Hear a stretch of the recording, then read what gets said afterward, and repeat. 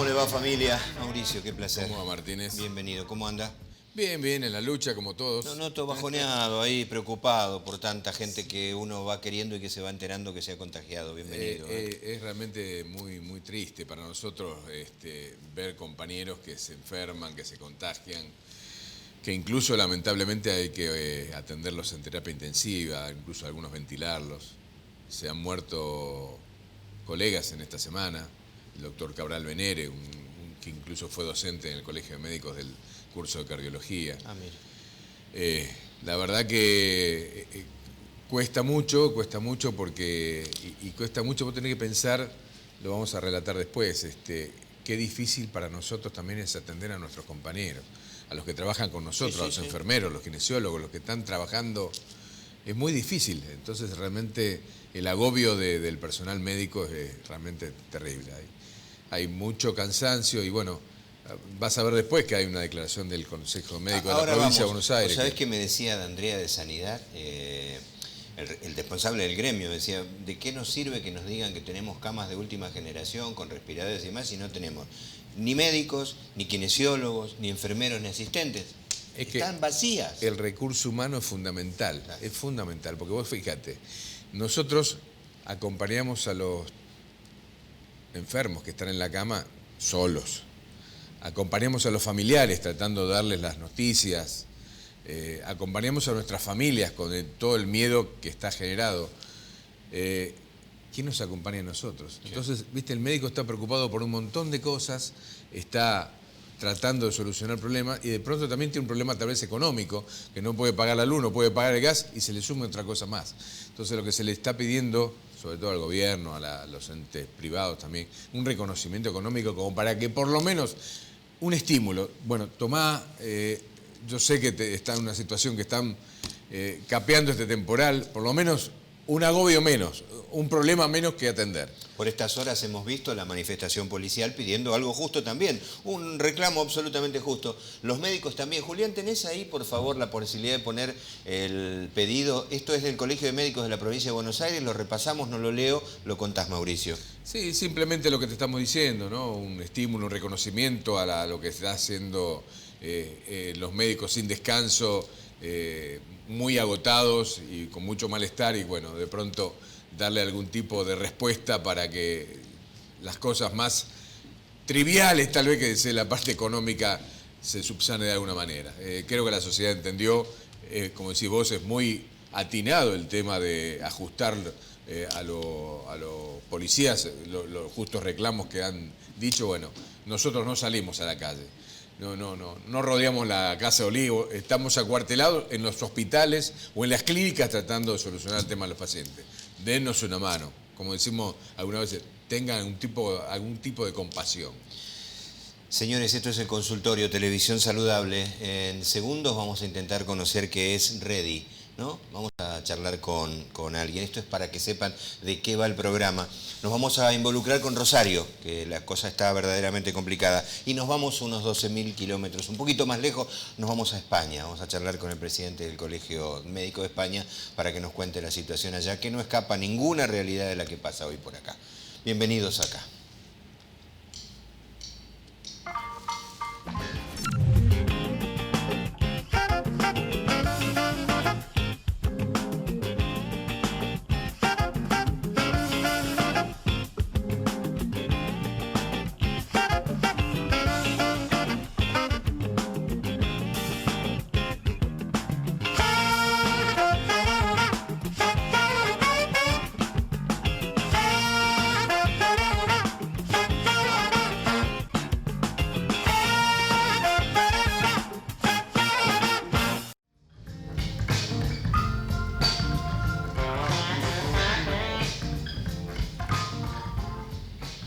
Agradecemos a Florencia Braga Menéndez, que es muy generosa y nos contacta con la gente de Red, es Ready, que es una red por los derechos de las personas con discapacidad, que hace unas horas presentó Medios y Discapacidad. ¿Cómo es el tratamiento? Una especie de guía sobre las coberturas que hacen los medios cuando hablan de discapacitados. Participan muchos, participaron. Andrea Grassi es una de las moderadoras de este evento. Andrea, ¿estás allí? El doctor Mauricio Esquinazzi te saluda y Raúl Martínez, ¿cómo estás? Hola, ¿qué tal? Bueno, en principio muchas gracias por el espacio y sobre todo en momentos como estos. Escuchaba lo que decían al principio del programa y por supuesto no podemos menos que acompañar con el reconocimiento a todo lo que están haciendo en este momento los trabajadores y trabajadoras de la salud, por supuesto. Qué bueno, muchas gracias en nombre de todos ellos. Mauricio, ¿querés agradecérselo vos? No, gracias Andrea, y la verdad que qué interesante este hecho de un mecanismo de inclusión del tema de discapacidad que siempre estuvo abandonado, ¿viste? Siempre estuvo soslayado. Es una forma también de educar a los comunicadores, ¿no? Esta suerte de red que están promoviendo ustedes. Sí, porque justamente lo que habíamos notado, incluso bueno, la periodista que escribió la guía y que tuvo la idea, que es una periodista con discapacidad visual, ella notó justamente una necesidad muy grande, sobre todo en periodistas de otras provincias. En general, ella un poco lo que nos decía siempre era: en la ciudad de Buenos Aires no hay tanta necesidad de parte de los y las periodistas, pero sí en distintos lugares del país de tener como mayor formación sobre cómo tratar los temas, porque claro, es lo que ustedes decían, hay muy poco protagonismo y muy poca presencia de las personas con discapacidad en las agendas de los medios. Uh-huh. Está bien eso.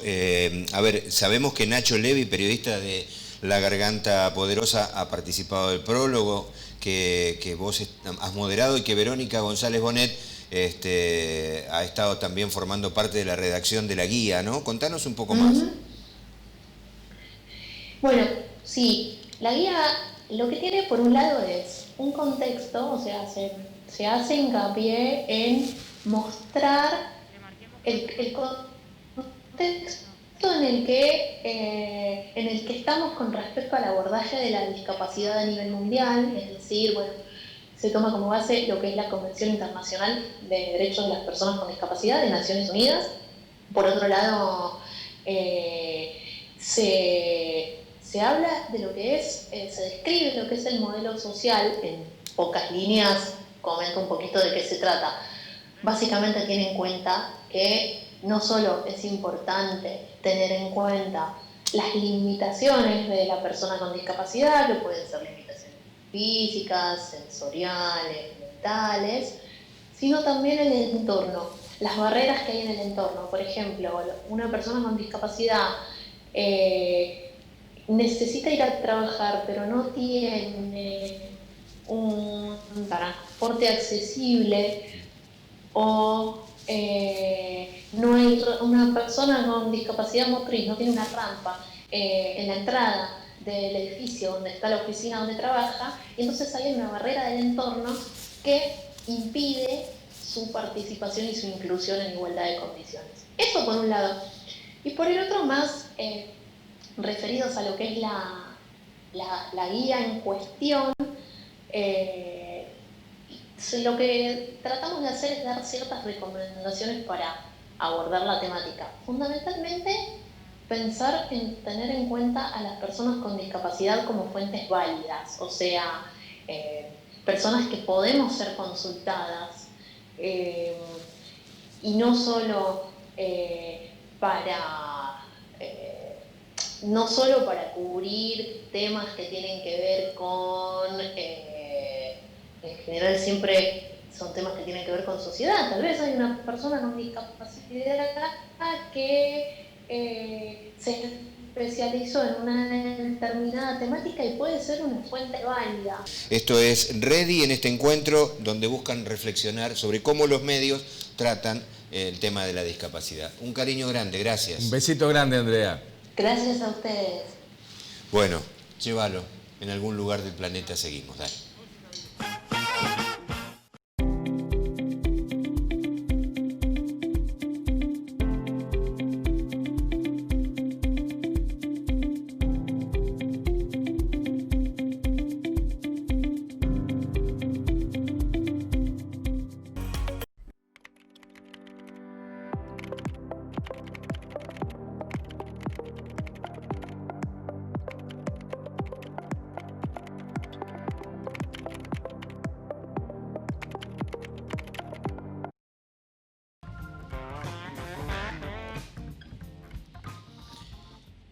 Bueno, estamos, ¿no, Juli? Perfecto. ¿Qué cosa cuando uno tiene que volver atrás en las medidas que se toman? Estamos hablando de COVID. Respondo a algunas preguntas de algunos televidentes. Decía, hablaban ustedes de especialidades médicas, de conflictos de la salud. Sí, hoy nos ha convocado esto, ya hace varios programas que estamos de lleno entregados a hablar de esto. Bueno, volver atrás decíamos, y Rosario ha sido un lugar que casi era de privilegio, por lo bello que es Rosario, por lo hermoso que es la Florida, por lo lindo que es el centro, y sin embargo ha tenido que volver atrás. Vamos a charlar con Ángela, la doctora Prigione es presidenta, lo digo como me dijo Mauricio, presidenta del Colegio Médico de Santa Fe, segunda circunscripción, sede Rosario. Ángela, qué gusto, Raúl y Mauricio, saludamos, ¿cómo va? Hola, ¿qué tal? Un gusto, Raúl, un gusto, Mauricio. Y está muy bien la presentación, como dice. Ángela, me hace unas horas nada más, ahí navegando un poco en internet decía alguna nota, quiero saber si es cierto. Si testearan hoy, a esta hora, Rosario completo, el 50% de los habitantes daría positivo. ¿Qué hay de cierto en eso? Bueno, eso es lo que está diciendo el Ministerio prácticamente, que el 50% daría positivo, lo está diciendo el Ministerio de Salud de la provincia de Santa Fe.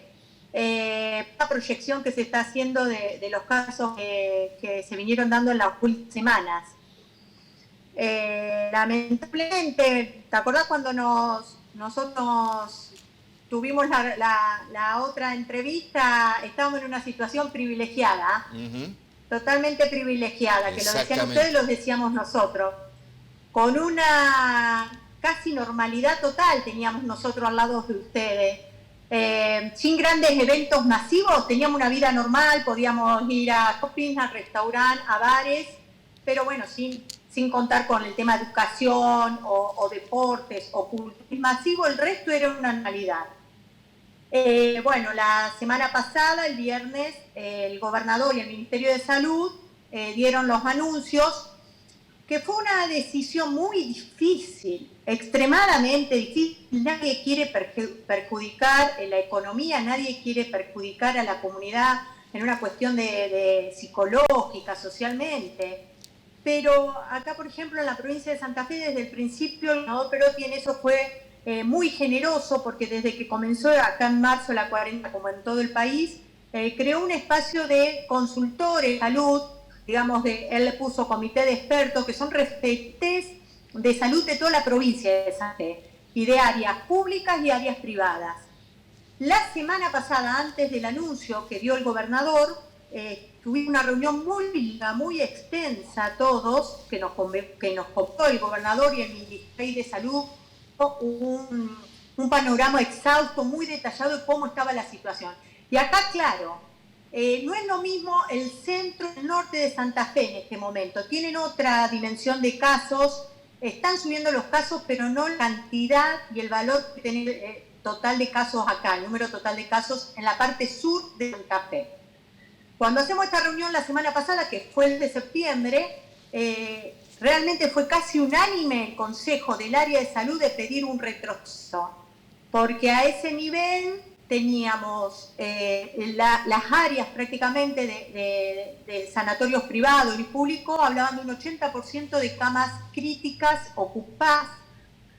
El grueso era por patología no COVID, por esta casi normalidad que nosotros veníamos teniendo. También pasó que las camas se fueron llenando por patología que no era COVID, pero nos llegó este pico de casos encontrándonos con camas ocupadas por accidentes, por lesiones de heridas de arma de fuego, herida de arma blanca, por neumonías del invierno propia, por cirugías que se habían empezado a hacer, ya que estaban pospuestas por esta cuarentena de los primeros meses. Entonces nosotros pedíamos un poco de oxígeno para el tema de salud, para liberar un poco de esas camas. La primera medida fue muy rápida, en donde, por ejemplo, se suspenden las cirugías programadas, no las de urgencia, puesto que las de urgencia se mantienen, pero del área privada lo primero que se hizo es suspender las cirugías. Enseguida eso te da un número mayor de camas libres, pero le pedíamos un retroceso no sé cómo, realmente la decisión después la tomó el Ministerio de Salud con el gobernador, pero había que disminuir la circulación viral tan alta y la única forma era disminuir la circulación de la gente, si somos nosotros que transportamos al virus. Ese fue un consenso que se le hizo muy fuertemente y a los días el gobernador salió, fue un retroceso por una región, sobre todo los departamentos del sur de la provincia y Rosario y el Gran Rosario, que es el más explicado en esta situación. Y también para dar un respiro al equipo de salud, que hoy por hoy se está contagiando. Y eso es una caída de personal terrible, porque no solo cae el positivo, como ya sabemos, cae todo un grupo de contactos estrechos, y con nuestro tema de multiempleo cae un ECPO en un hospital, pero ese mismo personal trabaja a la tarde en otro hospital o en otro sanatorio. Entonces empezó a pasar esto, la caída del equipo de salud a pasos acelerados. Qué bárbaro, de eso, por ahí querés ir seguramente, Mauricio, porque estábamos hablando de eso, el pluriempleo, salir de un lado, correr al otro, entrar al otro, cambiarte. Creo que esta pandemia ha visibilizado una situación que era insostenible, ¿no?, con respecto al tema del trabajo médico y el hecho de estar circulando por distintos trabajos como para llevar una economía familiar cercano a lo digno, ¿no? O sea que esto creo que va a ser un trabajo para todos nosotros como instituciones para revalidar la verdad, el reconocimiento, sobre todo económico, de lo que significa el trabajo del médico. ¿Vos pensás, Angie, que esta situación ha provocado incluso hasta malestar en los médicos? ¿Vos cómo sentís la piel de los médicos en estos momentos? Entre la angustia, el agobio, el cansancio. Acá, por ejemplo, en el AMBA la situación realmente es terrible porque los tenemos a los médicos muy cansados, muy agotados, con obviamente miedo, con miedo propio, miedo por sus familias y para colmo con problemas económicos. Bueno, vos lo resumiste, a nosotros nos pasa exactamente lo mismo. Creo que desde el principio de esta cuarentena, equipo médico, bueno, hablando específicamente nosotros a todos los colegas, a las médicas y a los médicos, te ha pasado y hemos atravesado todos los estados de ánimo que existen.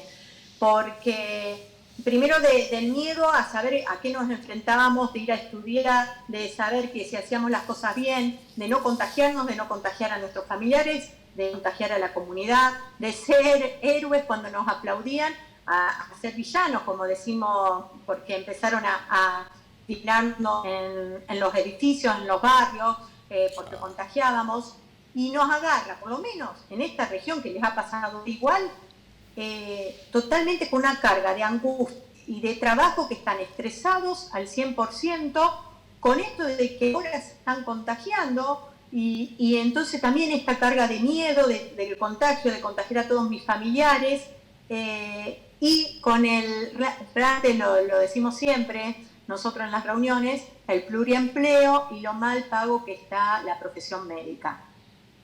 Y ahora, a volver atrás, digo, si no hubiese sido tan explosivo, quizás se hubiera podido controlar. Hablo por la experiencia de mis amigos de Rosario que me decían, venite a tomar una cervecita. Bueno, hoy están guardados. ¿Por cuánto tiempo más? ¿14 días creo que va a demorar esto? Bueno, esto el gobernador lo puso hasta el viernes 18, si no me equivoco. Pero bueno, veremos el viernes 18, ahí los 3 días previos se estarán evaluando cómo está el nivel de camas, cómo es. Ayer nosotros tuvimos más de 1000 casos en toda la provincia de Santa Fe, y hay una proyección de que Rosario sola va a tener en 15 días 1000 casos. Hoy estamos en 500, 600 casos, pero se especula de que si esto no tiene un poco de fortaleza, este retroceso, vamos a llegar a los 1000 casos por día. Veremos la semana que viene a esta altura cómo estamos. En el equipo médico cayó bien este retroceso. En la comunidad en general, como siempre, hay algunos descontentos y otros a favor. Vuelvo a decir lo mismo, fue una decisión extremadamente difícil. El equipo de salud en general acompañó la decisión del ministerio, es más, lo pedía al Ministerio de Salud y del gobernador. Pero bueno, la sociedad, como sabemos, con un problema económico muy grande, y por una cuestión también de mental, que hay muchos, que ya lo vamos a tener que ver después de esta pandemia, el tema de salud mental. Pero bueno, es fundamental que se respeten, que los adultos mayores y las personas que tienen factores riesgo se queden en una fase 1 prácticamente, porque ellos son los que, si contraen la enfermedad, son los que ocupan las camas de terapia, son los que quieren camas de terapia y requieren asistencia mecánica respiratoria. Entonces es fundamental que en esta fase de retroceso ellos estén en una fase 1 de estricto aislamiento, sin contacto con la gente joven que puede ser portadora asintomática y que casi la pasa sin síntomas, y que grandes portadores. Vos sabés que, Ángela, digo una cosita y te doy, Mauricio, también ojeaba algunas cosas que hablan de los cambios en las edades. Uno hablaba de este grupo etario de la gente mayor, pero gente de terapia decía que estaba sorprendido por la gente de 28, 30, 40 años que también llegaba necesitando respirador, que era como un cambio que hay hoy que no pasaba antes. Sí, tal vez creo que el tema es el tema de la exposición y, como siempre repetimos y hasta el cansancio, el tema de la responsabilidad social e individual. No es un reclamo político, o sea, que nadie piense, nosotros los médicos hacemos lo humanamente posible, pero obviamente que la sociedad nos tiene que dar una mano para no enfermarse, porque si se enferman, realmente los agotados y los enfermados, porque nos vamos a contagiar, vamos a ser los profesionales de la salud, sean los médicos, los kinesiólogos, los enfermeros, los que estén íntimamente con los pacientes. Sí, totalmente, totalmente. Y nosotros tuvimos este fin de semana la peor noticia, que la veíamos, que ustedes ya hacía rato que venían, y otras provincias, el fallecimiento de 2 colegas médicos. Por primera vez no habíamos tenido en ese salió un fallecimiento de un médico, y bueno, ocurrió de la ciudad de San Lorenzo y de la ciudad de Esperanza, que es del centro de Santa Fe. 2 fallecimientos de 2 colegas. Terrible, terrible. Y además, Angie, yo me pongo en la piel también de los colegas que tienen que atender a los compañeros del equipo de salud en terapia, estando ventilado. Realmente es una situación de estrés y de agobio terrible, terrible. Tratar de sostener a un compañero que estuvo trabajando con nosotros, sea médico, kinesiólogo, enfermero, y que se nos vaya de las manos. La verdad que eso realmente modifica la salud mental de cualquier profesional. Bueno, tengo que cerrar, Ángela. Déjame que también haga hincapié en el Hospital Posadas, nuestro, pero que es de gran referencia, porque el propio Maceira contaba en privado, está prácticamente desbordado. Están usando hoy la terapia pediátrica, porque no dan abasto.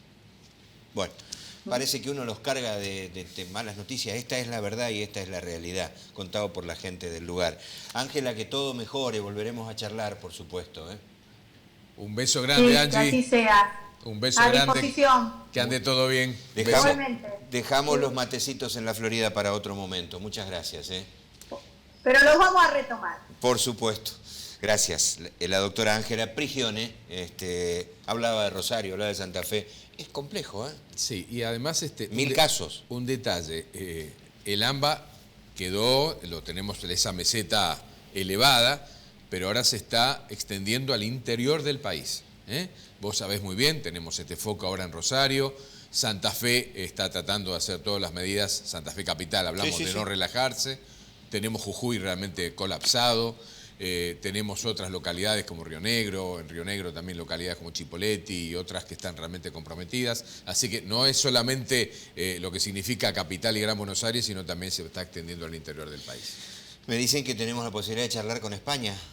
Sí. Vamos a conocer un poco la realidad allá también. Y a ver si podemos aprender algo de lo que han hecho ellos. Entonces quédese con nosotros en esto que es el consultorio Televisión Saludable.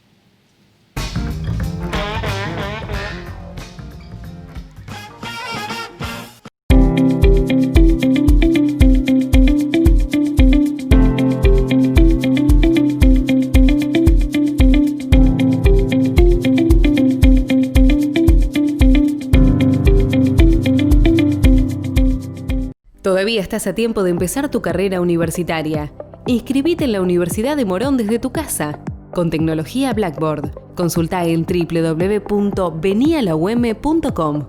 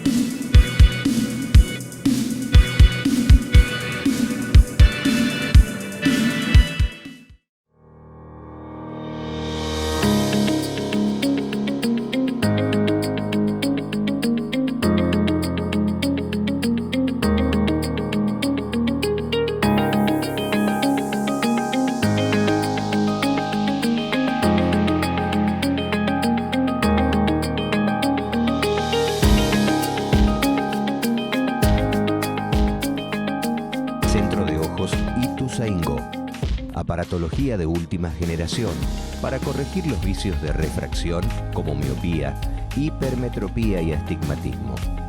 Tratamiento quirúrgico del glaucoma. El equipo de cirugía del centro está entrenado para que todo paciente experimente una cirugía rápida y sin dolor. Centro de Ojos Ituzaingó, para ver la vida en toda su dimensión. Juncal 258, Ituzaingó.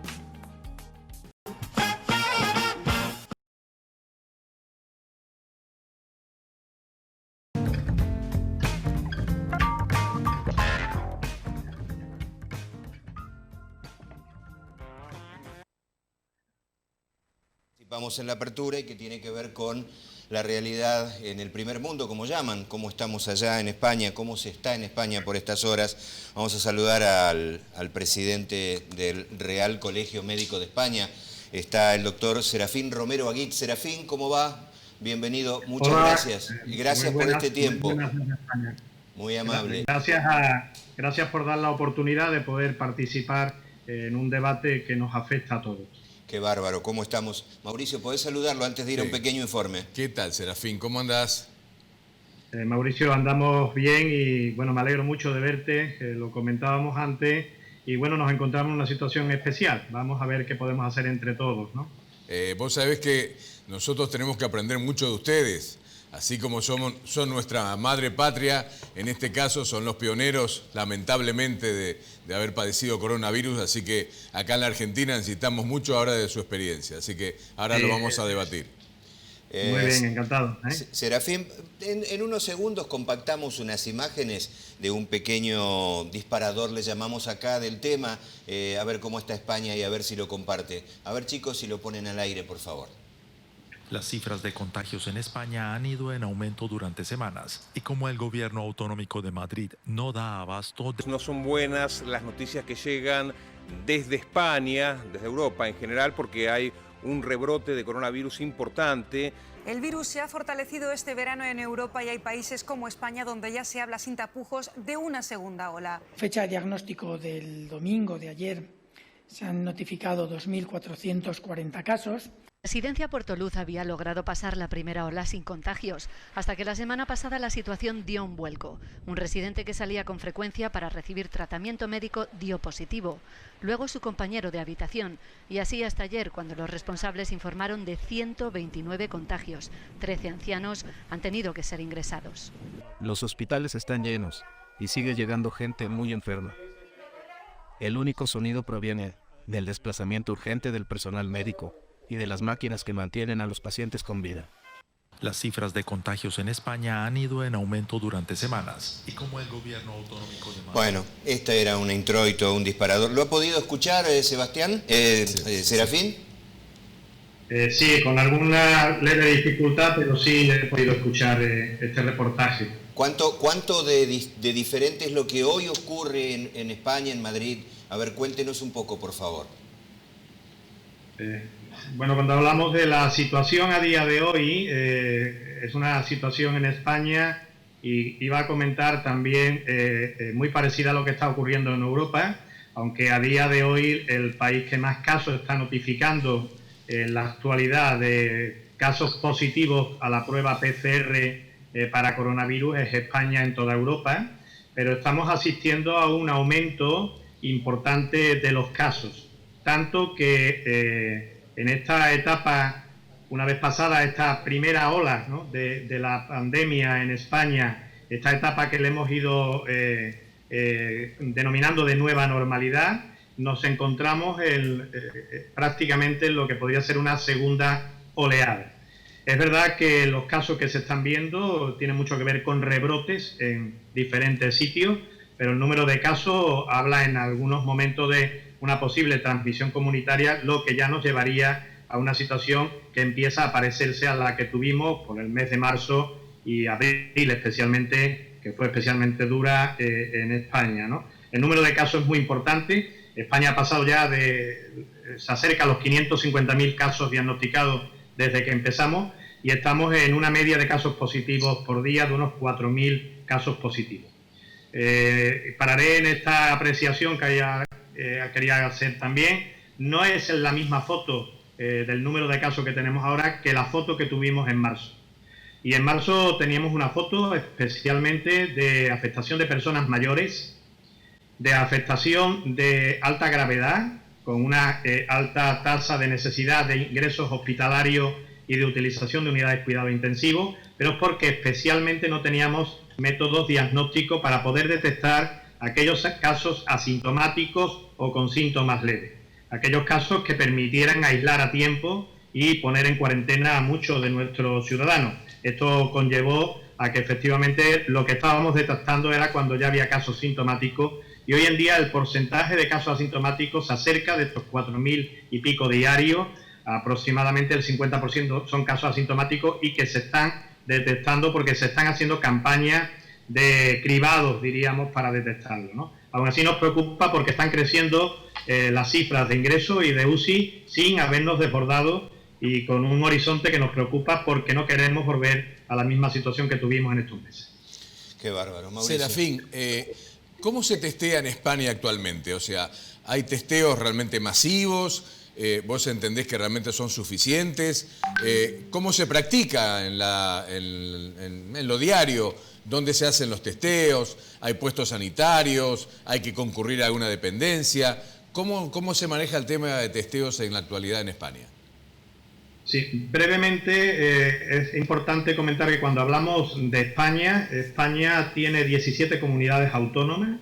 La atención sanitaria está transferida a las propias comunidades autónomas, pero en la actualidad, en relación a la pandemia, se está intentando que todas las medidas en relación a la prevención y a la actuación sobre la misma sea coordinada por parte de las 17 comunidades.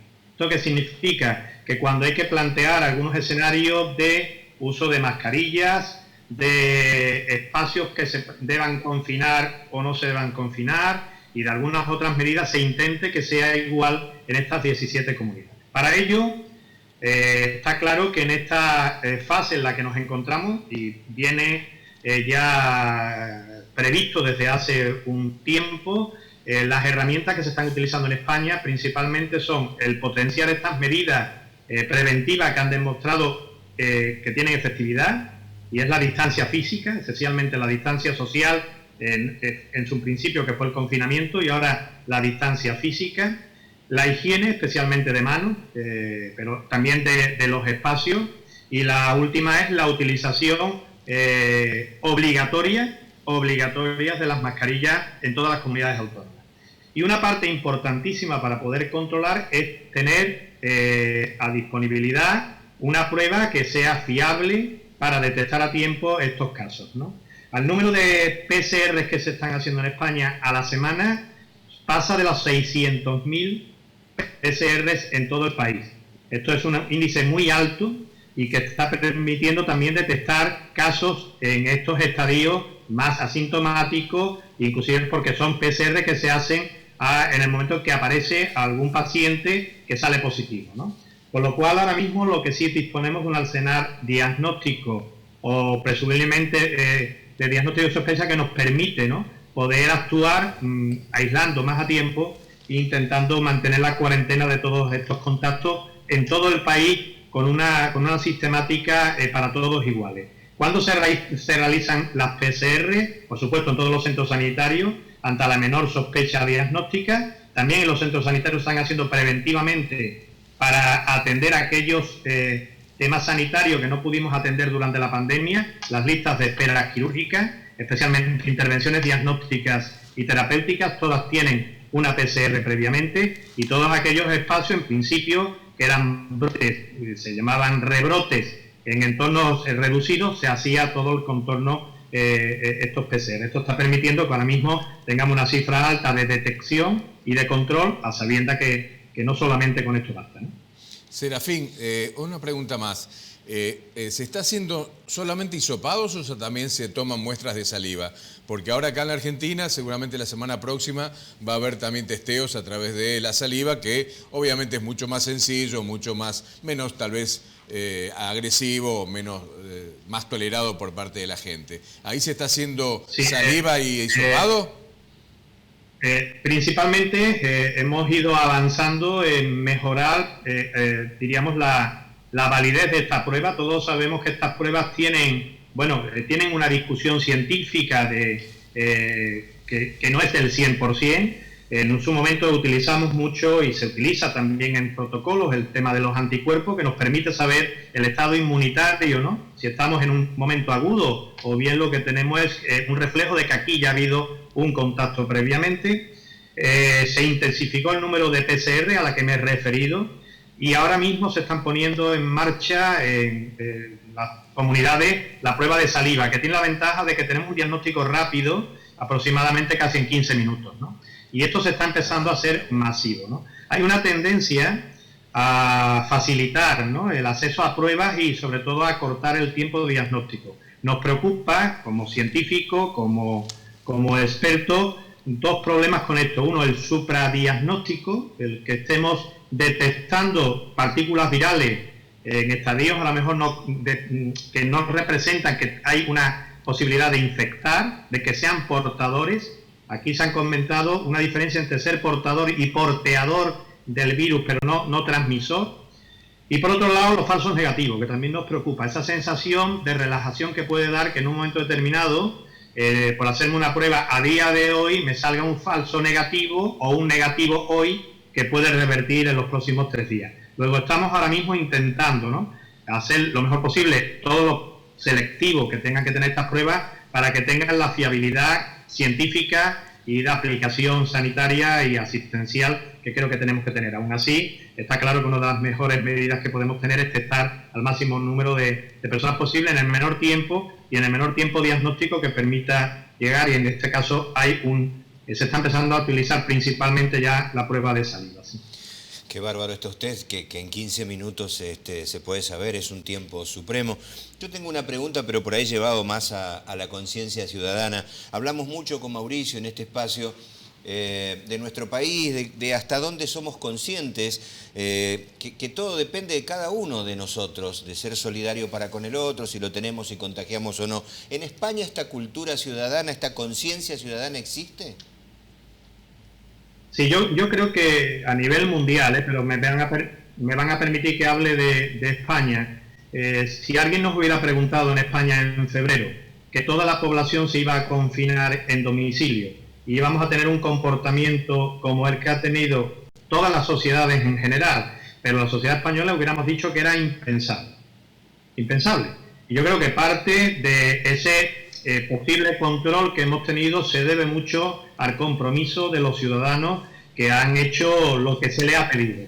Y no ha sido fácil, especialmente porque confinar significaba tener repercusión inclusive para la salud de muchas personas, especialmente en España. Hay una población envejecida, muchos viven solos con poco apoyo social y parte de algunas de las consecuencias derivadas de esta pandemia, sabéis, por los datos que me imagino que por ahí pueden estar por el estilo, aquí se han sufrido las personas mayores, sobre todo cuando tenían poco apoyo, ¿no?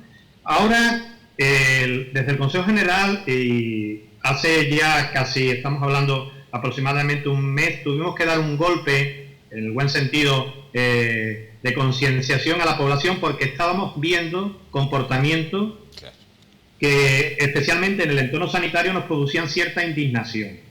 Y eran comportamientos poco solidarios o poco responsables, especialmente en el ocio nocturno, especialmente en el mundo de nuestros más jóvenes. Pero no solamente ahí, sino España, especialmente creo que en esto sí que somos y tenemos mucho que nos parecemos, somos muy afectivos. El confinamiento ha hecho que las relaciones familiares y sociales nos hayan alejado y nos hayan acercado solo a través de una cámara, ¿no?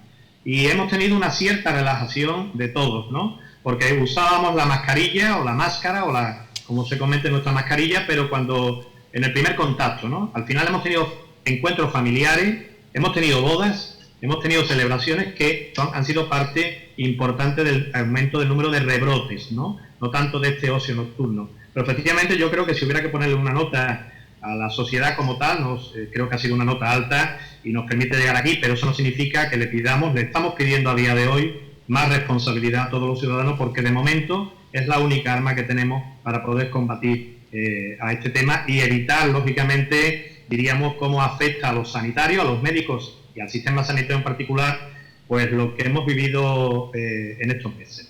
Mauri. Serafín, seguramente para nosotros va a ser muy instructivo pensar que en estos momentos nosotros nos estamos con una meseta alta, una meseta realmente de muchos contagios diarios, estamos en 12.000 aproximadamente diarios, y se nos acerca la primavera, o sea que se nos acercan los calorcitos, el tiempo lindo, el tiempo bonito, como dicen ustedes. Seguramente lo que ha pasado en España, ese tipo de relajación que ha habido estos meses, puede llegar a ser debido tal vez al hecho de estar en verano, en un lugar donde la gente es proclive a salir mucho más de sus domicilios, ¿verdad?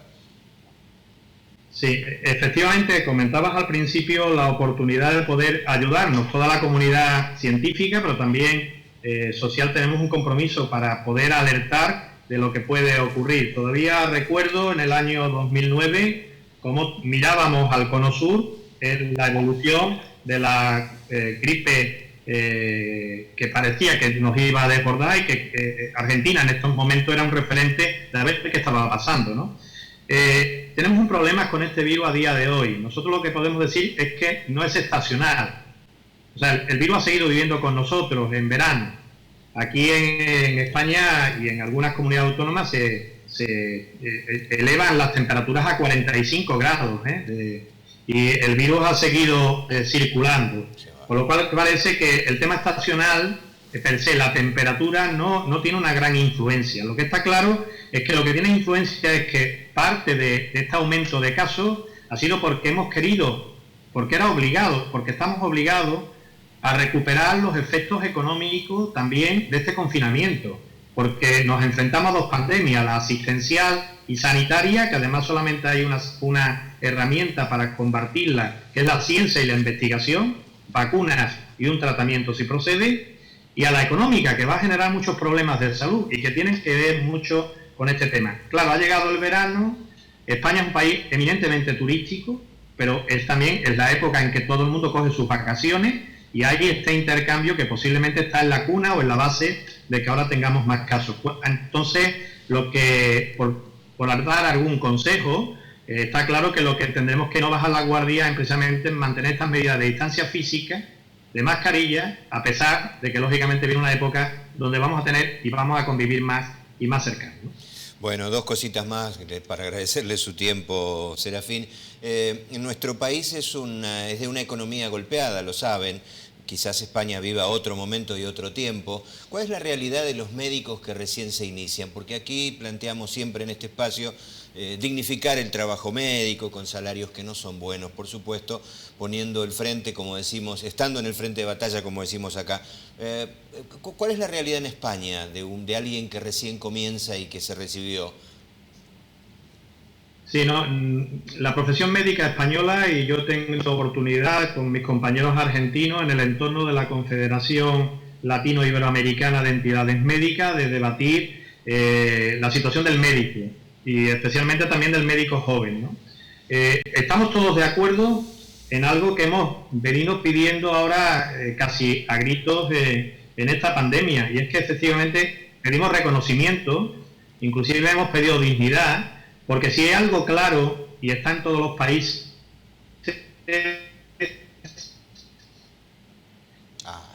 Justo. Bueno, habíamos tenido alguna dificultad. A ver, un segundito, Serafín, un segundito. Lo intentamos recuperar justo en el momento. Tomalo vos y volvemos. Nosotros esperamos acá, porque justo era el cierre de la... Veníamos con un placer bárbaro escuchando, y justo en el momento que estaban diciendo, porque han compartido estas experiencias, seguro, a nivel internacional. Y además realmente es importante saber el nivel de contagios que tienen dentro del equipo de salud. Realmente es una de las preguntas que me quedaba pendiente, porque queríamos ver realmente cuál es la realidad en España y cómo se trasunta con nuestra propia realidad, donde realmente tenemos niveles muy altos, ¿no? Así que sería interesante después compartir con Serafín la experiencia en España. Serafín. Sí, ahora algo mejor. Sí, perdón. Bueno, esto tiene que ver con la saturación de las redes. yo retomaría la parte en la que nos contaba la experiencia. A ver, Julián, cuando vos me digas y ya retomamos, así cerramos con Serafín, ¿puede ser? ¿Listo? Bueno, yo quería retomar la parte de el intercambio con otros países sobre la situación del médico joven, ¿no? Eso es lo que nos estaba contando y se interrumpió un poco la comunicación. Sí, bueno, yo lo que quería hacer hincapié es que tenemos una problemática en el espacio de la Confederación de Latino-Iberoamericana muy semejante. Yo creo que hay un escaso reconocimiento a la vocación, la competencia y el compromiso de los médicos en general y especialmente de los médicos más jóvenes. Existe una poca apuesta por darle valor a lo que representa para una sociedad disponer de unos profesionales competentes, de una alta preparación, que necesitan un tiempo muy importante de dedicación para formarse y que además están dispuestos a darlo todo, incluido su vida. Y estos son temas que ahora hemos sacado a relucir en España. Parece mentira que tengamos que estar pidiéndole a los gobiernos que nos reconozcan la afectación por COVID cuando uno se ha infectado como enfermedad profesional.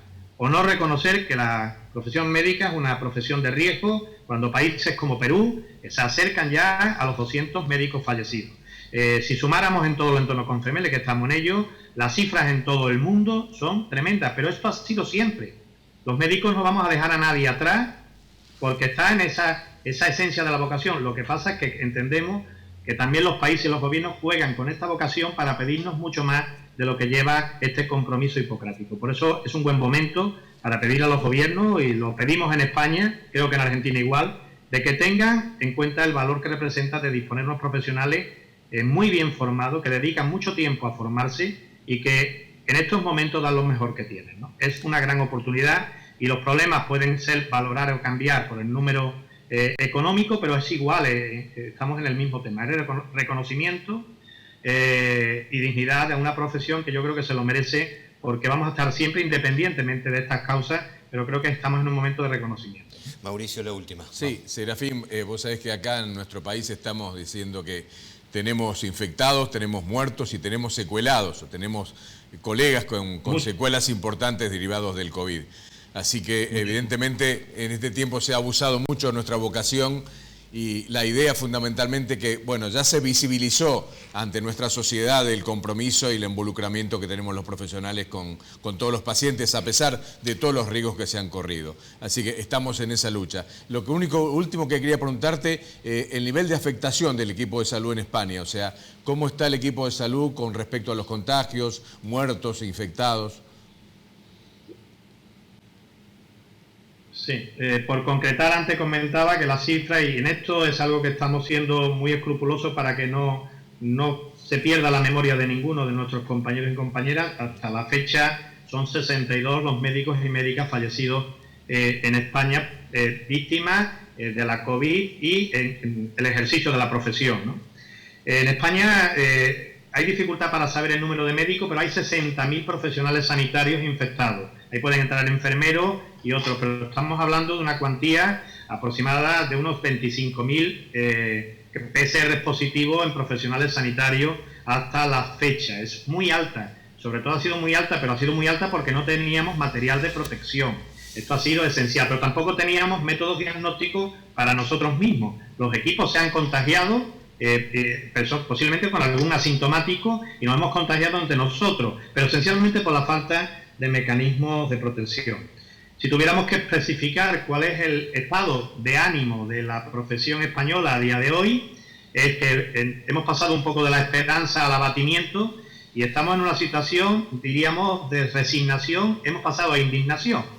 Y eso no quita para que, lógicamente, la palabra que nos va a marcar es la de la vocación y el compromiso, pero es verdad que el médico español que está enfrentando esto se encuentra cansado física y emocionalmente y necesita precisamente este compromiso de la sociedad para ayudarnos. Hay que cuidar al que nos cuida, hay que cuidar al médico.